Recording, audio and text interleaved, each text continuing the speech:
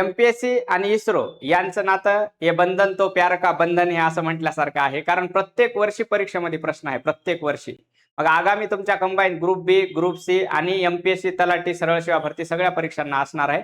मग 2025-26 मधले सगळे त्या ठिकाणी मोहिमा, सगळे प्रेक्षेपण या ठिकाणी आणलेले आहेत. तुम्हाला ते आहेत असं लिहून घ्यायचं आहे. जास्त वेळ न दौडता बघा एक एक बघूयात आपण. पहिला आहे बघा की याचं नाव आहे NVS-02 मोहीम आणि हे त्याचं प्रेक्षेपक आहे GSLV F-15. काय आहे हे? 100रावं ऐतिहासिक यशस्वी प्रेक्षेपण आहे. 100रावं म्हणून परीक्षेत प्रश्न विचारला. 100रावं पहिलं विधान. दुसरं विधान, भारताच्या स्वदेशी नाविक नावाची जी आपली सिस्टीम आहे, कशाची? नेव्हिगेशन प्रणाली आहे, आपलं जीपीएस आहे तसं, बरं आहे का? त्याच्यासाठीचा हा अत्यंत महत्वाचा आहे. त्याच्यानंतर आहे बघा EOS-09 मोहीम, जी PSLV C-61 या प्रेक्षेपकाद्वारे प्रक्षेपित केलेली, परंतु ही मोहीम तांत्रिक बिघाडामुळे अयशस्वी ठरली म्हणून परीक्षेमध्ये विचारली जाऊ शकते. त्याच्यानंतर ऍक्सोम मोहीम जी आहे, मिशन 4 त्याला नाव आहे बघा, AX-4, हे 100% विचारलं जाऊ शकतं. AX-4 हे भारतातलं पहिलं व्यावसायिक मानवी मिशन आहे बघा. आपले भारतीय अंतराळवीर जे आहेत, group captain Shubhanshu Shukla yes यांना आपण यशस्वीरित्या 18 दिवस अंतराळामध्ये पाठवलेलं, 18 दिवस त्यांनी घालवलेले, बरं का? त्याचं नाव आहे AX-4, हे लक्षात ठेवा. त्याच्यानंतर आहे बघा GSLV F-16 द्वारे झालेली निसार नावाची मिशन, बरं का? ह्याच्यावर परीक्षेत प्रश्न येऊन पण झालाय मागच्या वर्षीच्या ग्रुप सी ला का ग्रुप बी ला कुठेतरी प्रश्न होता.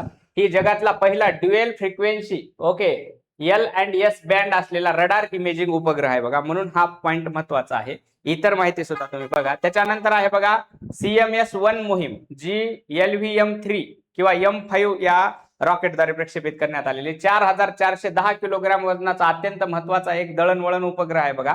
खास करून नौदलाच्या सुरक्षेसाठी वगैरे हा अत्यंत महत्वाचा आहे. त्याचं नाव आहे CMS-1 मोहीम.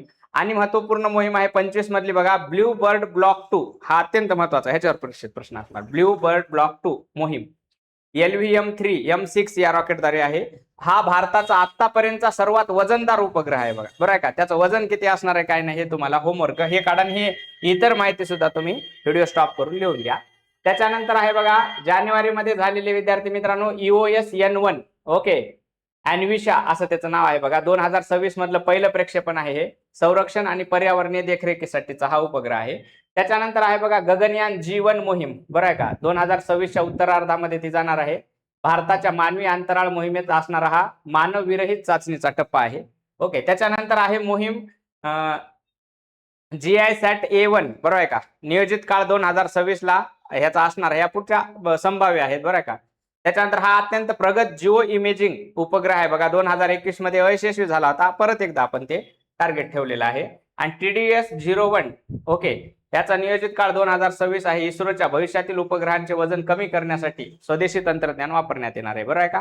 त्याचबरोबर विद्यार्थी मित्रांनो, आपली एक बॅच आहे बघा शून्यातून स्वराज्य, या बॅचला ऍडमिशन घ्या. जास्तीत जास्त मित्रांना सांगा, आपलं हे चॅनल सबस्क्राईब करा. थँक्यू.